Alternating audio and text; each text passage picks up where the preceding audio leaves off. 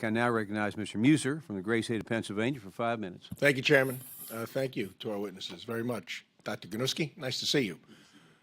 I know that ride very well that you took on the way down here, and I'm also not surprised at all to hear how Congressman Bresnahan was very supportive as he works real hard for the district, of course, for the long term and the short term. So that's outstanding work. Good to hear. Career and technical schools, we all get it as far as their importance. All you got to do is walk in one and see a young man, a young lady whom might have their head on the desk in a traditional schooling and now has got a bounce in their step. They're taking care of business. They love what they're doing. It's fantastic. I love seeing it in the high schools, in the public schools, and then in the CTEs themselves. We fortunately in my district, right outside of Congressman Bresnahan's district, have some great CTE schools. Penn-Tech, for instance, Schuylkill County Technical Center, Northumberland County, Lebanon County Technical Center. We have some great ones. Columbia Montour, Berks County, Luzerne County Community College has an outstanding program. Yet they're jammed, and they could be more expansive, and the funding is not there necessarily for the capacity. And let's face it as well, the apparatuses and machines that they use is not always available because they need the latest things in order to develop the skills at the right level. So it's great how you integrate with, it's really a training ground for a lot of businesses. So I know that's a big piece of it. Another big piece of it, of course, is in 2019, our friend from Pennsylvania, actually G.T. Thompson, had a lot to do with the Perkins grants being expanded. So that's very, very important and very meaningful. Last year, Pennsylvania got $50 million. I'd like to see that be a lot more than that, double if not triple. And as well, the Pell Grants under the BBB, as I think you know, the Pell Grants were expanded from not just a long-term but short-term. So really, I got a list of questions here, but I'd really just like to hear from you all. What else do we need to do to help improve, expand, provide the right equipment to the schools that you are all doing such a great job and dedicated to developing? I'll start with you, Dr. Ganuski.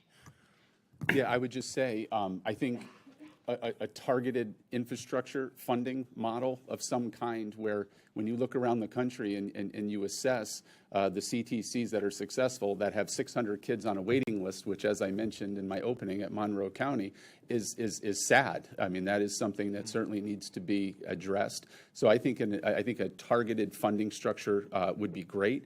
I also think, and you had mentioned Perkins, and I can't agree more, that is something that certainly supports our funding and for career and tech education, but in an indirect way, so doesn't the other funding models that we have, including title funding, special ed funding under IDEA. We have a number of special needs students who participate in our career and tech ed programs and are able to work and live independently because of those programs. And so I think identifying all of those sources and just taking a look and seeing if there's anything else where they could be supported would be helpful to our programs. It's good. Do you mix a little bit of business administration into that towards the end of the? My business administrator will be happy. Yes. Yeah. Good. Mr. Gibson. Congressman, I will tell you, obviously increasing Perkins funds is one thing, but reaching out and working with trade associations, the reason for that is we can then reach out to our manufacturer reps and suppliers to donate materials. We've got programs in the high schools and community colleges where we'll get a sheet metal subcontractor to donate a sheet metal brake, which costs about $150,000 to $200,000 a piece. Right. But if they see that school is committed to CTE programming, AGC can reach out to our contractors, our subcontractors and suppliers and their manufacturer reps to say, we want you to get involved. Why are they going to get involved? Why would Black & Decker donate materials to that? Because they know that those kids are going to be trained on those tools, and they're going to be on a job site, and they're going to ask that manufacturer or that company to buy those tools that they were trained on. So that public-private partnership really pays huge dividends, not just with the federal dollars and state dollars, but the private dollars that are contributed. Maybe some sort of tax deduction for such donations is something we could work on. I would tell you, all industries would welcome that. Yeah. Okay. Great. Dr. Nix. Perkins funding is amazing, and it does support programs in our district.